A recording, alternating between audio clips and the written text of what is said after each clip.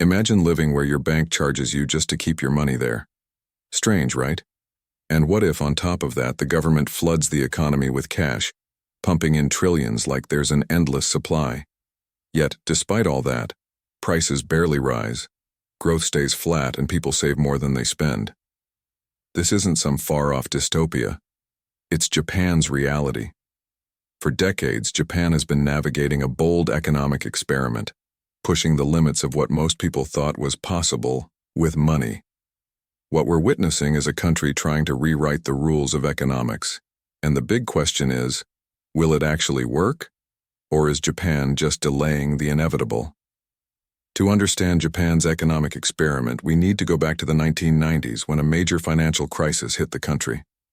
After years of booming growth, fueled by soaring real estate and stock prices, Japan's bubble economy burst, plunging the country into what's now called the lost decade.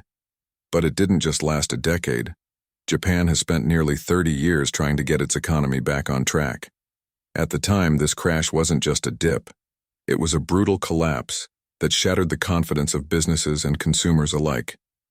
Companies became cautious, people stopped spending, and the economy shrank. Deflation became Japan's nemesis.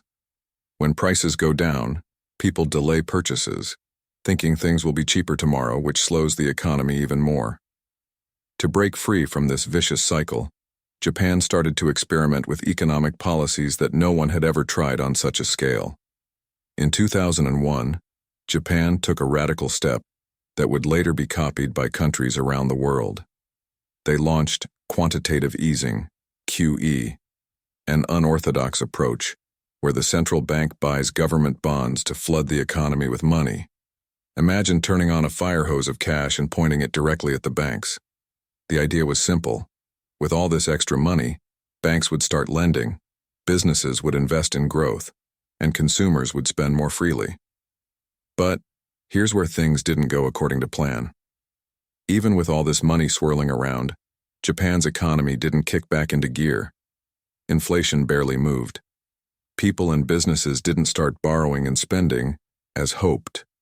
It was like trying to light a campfire with a soggy match. No matter how much you strike it, the flame just won't catch. By 2016, Japan's central bank knew they needed to try something even more extreme. The next move was one that most people thought was unthinkable: negative interest rates. Let's break that down. Normally, when you deposit money into a bank, you expect to earn interest. Essentially, the bank pays you for letting them hold your money. Negative interest rates flipped that idea on its head.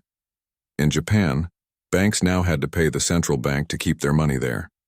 The whole point was to force them to stop hoarding cash and start lending more aggressively. At first glance, this sounds like it would work. After all, who wants to lose money just for parking it in the bank? But the reality was different. Banks didn't go on a lending spree, and people weren't rushing to take out loans either. One big reason was Japan's aging population.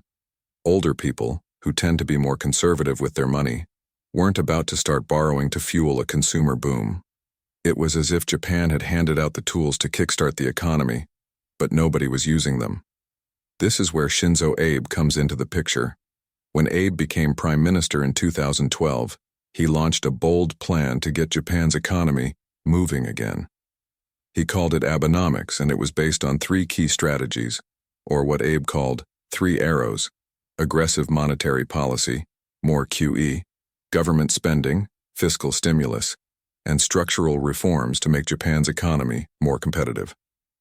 Let's break down Abe's strategy. Monetary policy.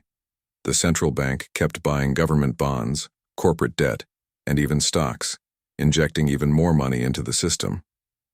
Fiscal stimulus. The government spent money on big projects from infrastructure to social programs, hoping this would create jobs and boost demand. Structural reforms. This was the toughest arrow to shoot. Abe aimed to tackle Japan's aging population, its rigid labor markets, and low productivity. This was about changing the way the entire economy worked, not just pouring money into it. Abenomics helped prevent Japan's economy from slipping into a deeper recession, but it didn't deliver the long-term growth Abe was hoping for. The structural reforms, like increasing workforce participation and modernizing industries, proved especially hard to implement. And without these changes, Japan's growth continued to limp along. What makes Japan's experiment so interesting isn't just the fact that it's happening in Japan, it's that the rest of the world is watching closely. After the 2008 global financial crisis, other countries, including the United States and the European Union, adopted their own versions of quantitative easing following Japan's lead. Japan became the test case for how far a government could push these unorthodox strategies to revive an economy. But here's the kicker: despite all of Japan's efforts, the results have been mixed at best. Japan's growth remains slow, and the country now has the highest debt-to-GDP ratio of any advanced economy, over 250%. That means Japan owes more than twice what its entire economy produces in a year. Imagine if you owed twice your annual income in debt. It's a heavy load, and it's raised serious concerns about how long Japan can keep borrowing without facing a serious debt crisis. So where does that leave Japan today? Right now, Japan is walking a financial tightrope. On one side, they're fighting deflation, trying to prevent prices from falling and the economy from shrinking further. On the other side, they're trying to avoid runaway inflation, which could happen if they keep pumping money into the system without addressing the underlying problems. Japan's bold experiment has reshaped how we think about managing economies, especially in times of crisis. The world is watching to see if Japan's gamble will pay off, or if it will become a cautionary tale for other nations facing economic stagnation. Japan has shown that you can use the money to buy time, but at some point, the deeper structural problems need to be fixed. Things like an aging population, low productivity, and rigid labor markets. The real question is, how long can Japan keep walking this tightrope before something gives? And if it does, what will that mean for the global economy? So, what's your take? Do you think Japan's bold approach is the future of economic policy, or are they just running out of time? It's a tricky balancing act that other countries are watching closely. If Japan manages to pull it off, it could redefine how we approach economic recovery. But if they don't, it could serve as a warning to other nations about the risks of pushing these strategies too far. Let me know what you think in the comments. Would you feel comfortable living in a world with negative interest rates, or is there a better solution out there? Don't forget to hit subscribe for more deep dives into the big moves shaping our global economy.